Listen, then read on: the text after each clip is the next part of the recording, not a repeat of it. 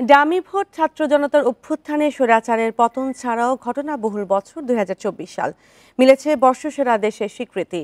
ঢাকা দিল্লির সম্পর্কে টানাপোড়েন বন্যা ভুগিয়েছে মধ্যাঞ্চলের বিশাল জনগোষ্ঠীকে। বেইলি রোডের রেস্তোরাঁয় আগুন কেড়ে নেয় ৪৬ প্রাণ। বছরের শুরু শান্তিতে নোবেলজয়ী অধ্যাপক মোহাম্মদ ইউনূসের কারাদণ্ডের মধ্য দিয়ে। শ্রম আইন লঙ্ঘনের অভিযোগে ১ জানুয়ারি ৬ মাসের সাজা হয় তার। বিএনপি সহ ছোট বড় বেশ কিছু দলের বর্জনের মুখে ৭ জানুয়ারির দামি ভোটে আওয়ামী লীগ ও দলের স্বতন্ত্ররা জিতে নেয় ২৮০টি আসন। ২৯ জানুয়ারি রাতে বেইলি রোডে গ্রিন কোজি কটেজ ভবনে আগুন বছরের অন্যতম ক্ষত। রেস্তোরাঁয় খাবার খেতে গিয়ে প্রাণ যায় নারী শিশু সহ ৪৬ জনের। ১৩ মে ঝিনাইদহ ৪ আসনের এমপি আনোয়ারুল আজিম কলকাতায় নিখোঁজ হন।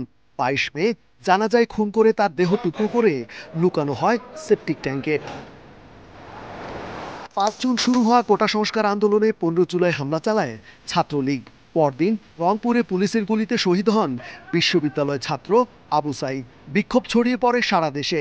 ইন্টারনেট বন্ধ, কারফিউ জারি সহ নানা চেষ্টাও শেষ রক্ষা হয়নি। শেখ হাসিনা পালিয়ে যান ভারতে। ৮ আগস্ট অধ্যাপক মোহাম্মদ ইউনূসের নেতৃত্বে গঠিত হয় অন্তর্বর্তী সরকার।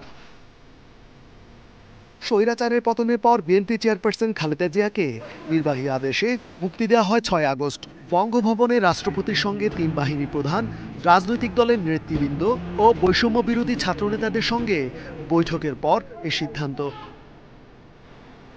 শেখ হাসিনাকে আশ্রয় ও চিন্ময় দাসের গ্রেপ্তার ঘিরে ঢাকা দিল্লি সম্পর্কের টানাপোড়েন বছরের অন্যতম আলোচিত ঘটনা।